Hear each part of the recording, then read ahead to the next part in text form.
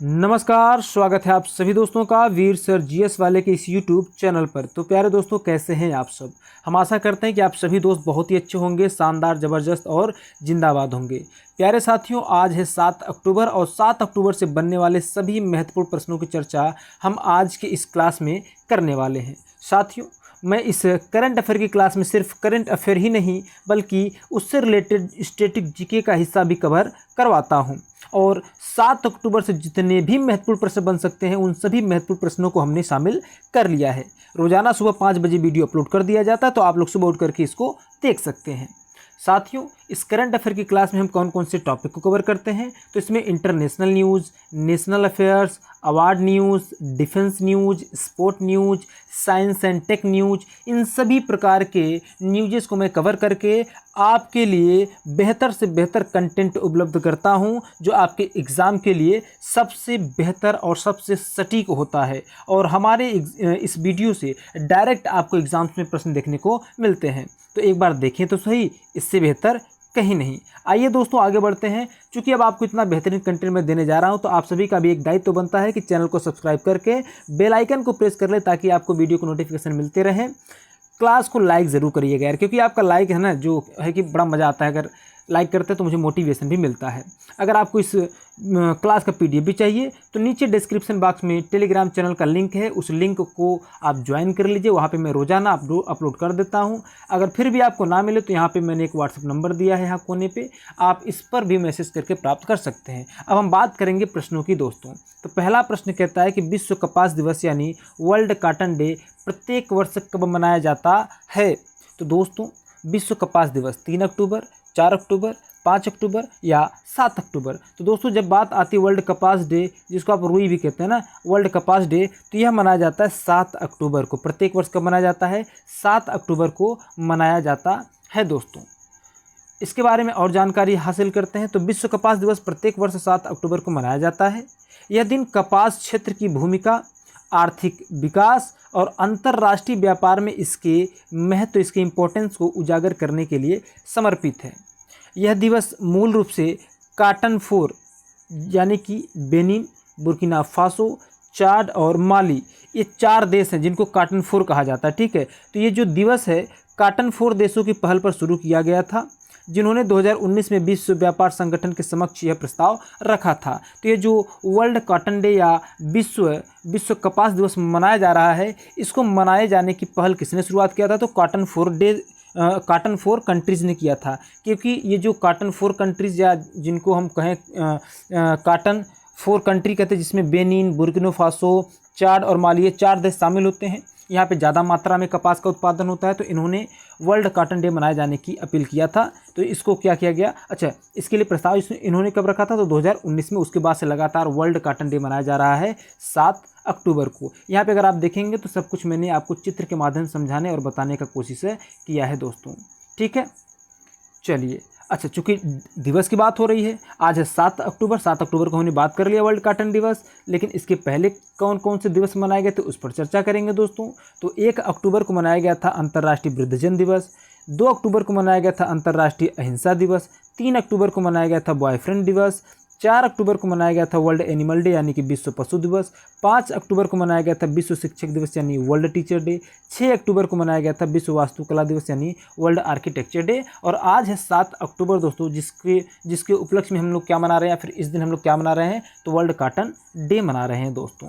ठीक है, चलिए। अब सबसे बढ़िया और सबसे शानदार न्यूज़ आज का तो यही है कि किस राज्य में विधानसभा चुनाव की घोषणा कर दिया गया है। जिस राज्य की लगातार चर्चा हो रही थी, बिहार राज्य की, तो बिहार राज्य में क्या किया गया?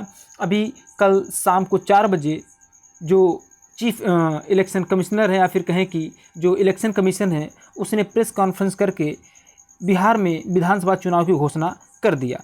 अब ये जो चुनाव होगा बिहार में कब कब होगा, इसके बारे में आइए जानते हैं। कब इसका रिजल्ट आएगा, सारी चीज़ों के बारे में चर्चा करेंगे। साथियों, बिहार विधानसभा चुनाव 2025 को लेकर के इलेक्शन कमीशन ने तमाम तैयारियां पूरी कर ली, और इलेक्शन कमीशन ने बिहार चुनाव की तारीखों का ऐलान कर दिया। और मुख्य चुनाव आयुक्त यानी CEC Gyanesh Kumar Bihar election date की अनाउंसमेंट किया, जो कि 2 फेज में होगा, 9 और 11 तारीख को होगा। ये नवंबर की बात है, 9 नवंबर और 11 नवंबर। अगर आपको पहले मैं यहाँ पे दिखा देता हूँ, जो लिखा है वो तो लिखा ही रहेगा। देखिए ये है ज्ञानेश कुमार, ठीक है, चीफ इलेक्शन कमिश्नर है। इन्होंने प्रेस कॉन्फ्रेंस के माध्यम से बिहार चुनाव 2025 के लिए क्या किया, चुनाव की घोषणा कर दिया। तो भैया मतदान कब होगा, तो एक होगा 6 नवंबर, सॉरी 9 नवंबर नहीं 6 नवंबर होगा, ठीक है। एक 6 नवंबर को होगा पहला चरण 6 नवंबर को, और दूसरा चरण में जो मतदान होगा वह 11 नवंबर को होगा। और बिहार विधानसभा का जो चुनाव होगा उसका परिणाम कब आएगा, वह है 14 नवंबर को आएगा। ध्यान रखिएगा, जब पहला फेज का इलेक्शन होगा तो यहाँ पे 121 सीटों पर इलेक्शन होगा, और जब 11 नवंबर को दूसरे फेज का मतदान होगा तो वहाँ पे 122 सीटों पर मतदान होगा। अगर आप बात करें बिहार विधानसभा चुनाव है, वहाँ पे कुल कितनी सीटें हैं, तो 243 सीटें हैं। और बहुमत के लिए किसी भी दल को, किसी भी गठबंधन को कितनी सीटें चाहिए, 122 सीटें चाहिए। ये भी आपको याद रखना है दोस्तों, ठीक है। ये सोर्स जो है कि हमने न्यूज़ से उठाया हुआ है, तो आप समझ सकते हैं, ठीक है। चलिए, जो मैं आपको बता रहा था, अभी यहाँ पे इसको पढ़ने और समझने की कोई आवश्यकता नहीं है, जितना मैंने पीछे बताया वही इंपॉर्टेंट है। लेकिन फिर भी यहाँ पे जो अंतिम लाइन है उसको पढ़ना अनिवार्य है। बता दें कि 243 सदस्यीय राज्य विधानसभा का कार्यकाल 22 नवंबर को समाप्त हो जाएगा। यानी कि ये जो बिहार विधानसभा का अभी जो सरकार चल रही, जो बिहार गवर्नमेंट है, वो 22 नवंबर को उसका कार्यकाल समाप्त हो जाएगा। 2020 में जब विधानसभा चुनाव हुआ था तो पिछली बार 3 चरण में हुआ था, लेकिन इस बार 2 ही चरण में होने जा रहा है। ये भी आपको ध्यान रखना है दोस्तों, ठीक है। बात करते हैं अगले प्रश्न की।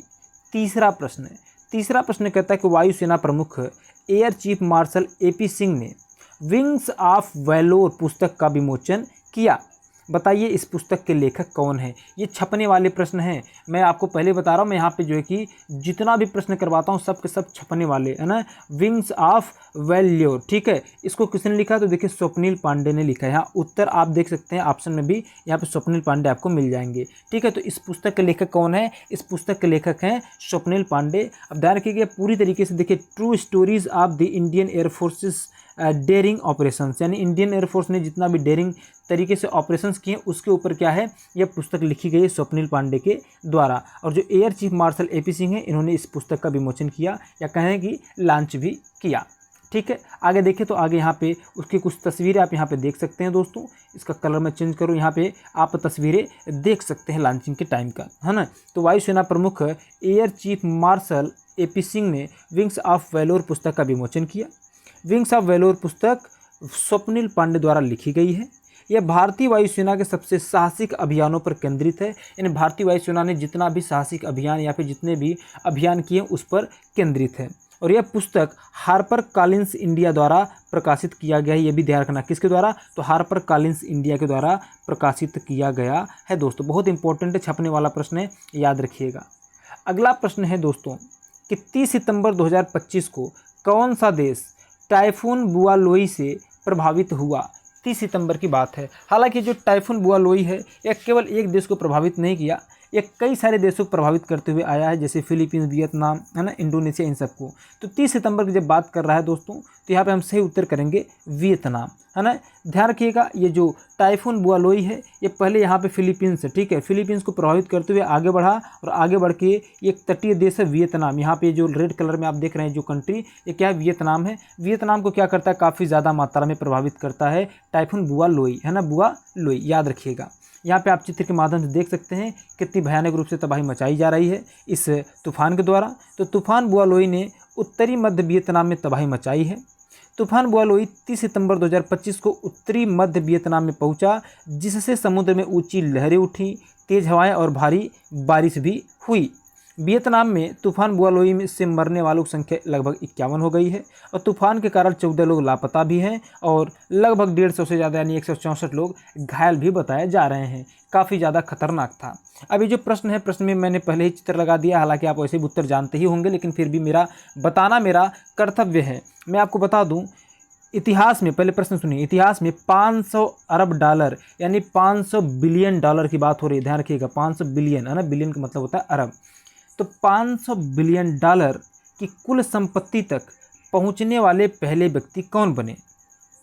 Jeff Bezos, Bernard Arnault, Bill Gates या एलोन मस्क। तो चित्र में आपको जो व्यक्ति दिख रहा है, जो शख्स दिख रहा है, उसका नाम है एलोन मस्क, और इसका सही उत्तर क्या हो जाएगा, एलोन मस्क हो जाएगा। दोस्तों एलोन मस्क जो है कि 500 अरब डॉलर की कुल संपत्ति तक पहुंचने वाले दुनिया के पहले व्यक्ति बन गए हैं। ध्यान रखिएगा।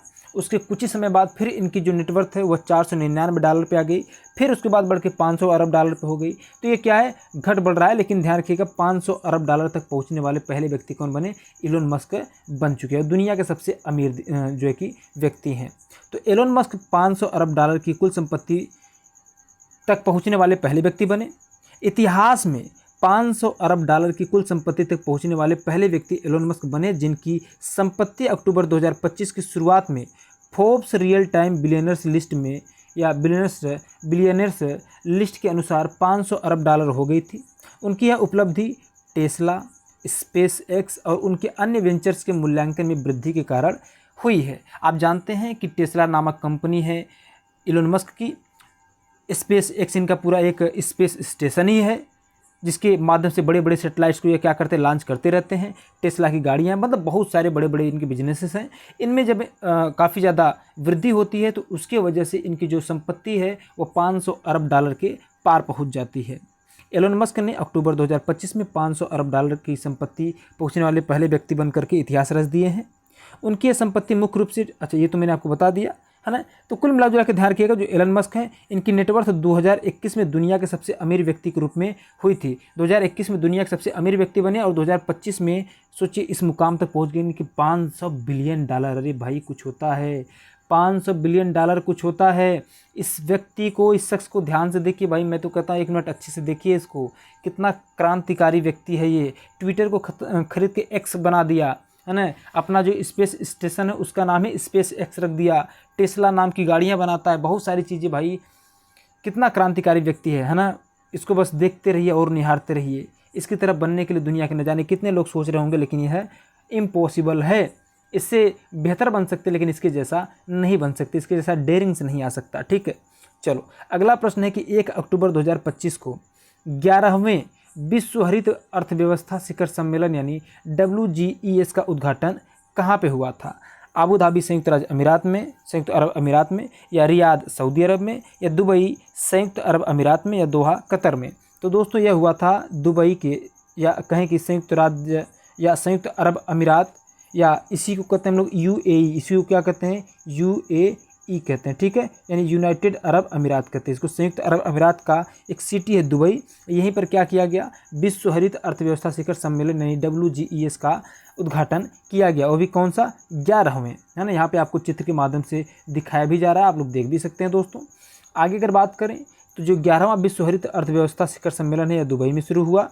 1 अक्टूबर को 11वें विश्व हरित अर्थव्यवस्था शिखर सम्मेलन का उद्घाटन दुबई के वर्ल्ड ट्रेड सेंटर में हुआ। कहाँ हुआ, दुबई के वर्ल्ड ट्रेड सेंटर में हुआ।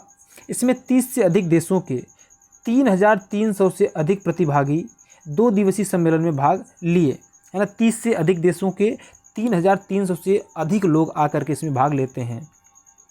यह शिखर सम्मेलन प्रभाव के लिए नवाचार या कहें कि ये थीम है। ठीक है, ये जो शिखर सम्मेलन था विश्व हरित अर्थव्यवस्था शिखर सम्मेलन था, इसका जो थीम है वो क्या है, प्रभाव के लिए नवाचार, हरित अर्थव्यवस्था के भविष्य को गति प्रदान करना, है ना। ये इस सम्मेलन का थीम था। देखिए आगे लिखा भी है कि विषय पर आयोजित किया जा रहा है। यानी अगर आपसे पूछे 11वां विश्व हरित अर्थव्यवस्था शिखर सम्मेलन जो दुबई में हुआ उसका थीम क्या है, तो प्रभाव के लिए नवाचार, हरित अर्थव्यवस्था के भविष्य को गति प्रदान करना। यहाँ पे आप चित्र के माध्यम से देख भी सकते हैं दोस्तों, जिसके बारे में मैंने अभी आपको बताया और समझाया। अगला प्रश्न बड़ा इंपॉर्टेंट है। अगला प्रश्न कहता है कि कौन सा संगठन नवंबर में 1 महीने तक चलने वाला गोद लेने संबंधी जागरूकता अभियान चलाएगा? कौन सा संगठन ऐसा करने वाला है दोस्तों? तो इसका उत्तर हो जाएगा केंद्रीय दत्तक ग्रहण संसाधन प्राधिकरण। केंद्रीय दत्तक ग्रहण संसाधन प्राधिकरण यानी अडॉप्शन अवेयरनेस मंथ 2025 की बात यहाँ पे किया जा रहा है दोस्तों। ठीक है, गोद लेना या दत्तक का मतलब होता है किसी व्यक्ति को अपना लेना, किसी बच्चे को अपना लेना, उसकी बात किया जा रहा है। तो ये अभियान लगभग 1 महीने तक चलने वाला है, ध्यान रखिएगा। CARA द्वारा 1 महीने तक गोद लेने संबंधी जागरूकता अभियान शुरू किया गया है। महिला एवं बाल विकास मंत्रालय के अंतर्गत केंद्रीय दत्तक ग्रहण संसाधन प्राधिकरण यानी CARA द्वारा नवंबर में 1 महीने का गोद लेने संबंधी जागरूकता अभियान चलाया जाएगा। गोद लेना मतलब अगर जिसके पास बच्चा नहीं हो गोद ले भी सकता है, ठीक है। तो 1 अक्टूबर से गोद लेने संबंधित जागरूकता माह के लिए जागरूकता गतिविधियां ऑफलाइन और ऑनलाइन सोशल मीडिया गतिविधियों की एक श्रृंखला के साथ शुरू हो गई है। और इस वर्ष का जो विषय है या कहें CARA का ये जो 2025 का थीम है वह क्या है, वह है विशेष आवश्यकता वाले बच्चों का गैर संस्थागत पुनर्वास। खास करके इसमें दिव्यांग बच्चों पर ज़्यादा फोकस किया जाएगा दोस्तों, ठीक है। यहाँ चित्र के माध्यम से मैंने आपको समझाने की कोशिश किया है, आई होप आप अच्छे से समझे भी होंगे दोस्तों। तो आज की जो क्लास यहीं पे होती है फिनिश। आप सभी लोग अंत तक बने रहे, इसके लिए आप सभी को बहुत बहुत धन्यवाद साथियों। अब अंतिम समय है इस वीडियो का, तो आप सभी से एक बात के लिए आग्रह करना चाहेंगे कि अगर अभी तक आपने चैनल को सब्सक्राइब नहीं किया तो चैनल को सब्सक्राइब कर लें दोस्तों। रोज़ शाम को 9 बजे UPSI के लिए GK GS का मैं चैप्टर वाइज PYQ करवाता हूं, और 10 बजे अब से डेली अपलोड होगा शिफ्ट वाइज हिंदी का UPSI का PYQ, ठीक है। तो उसको भी देखना ना भूलें और जुड़ना बिल्कुल भी नहीं भूलना है दोस्तों। तो ठीक है, मिलते हैं आपसे अगली क्लास में। आज के लिए बस इतना, तब तक के लिए आप सभी को बहुत बहुत धन्यवाद। जय हिंद, जय भारत।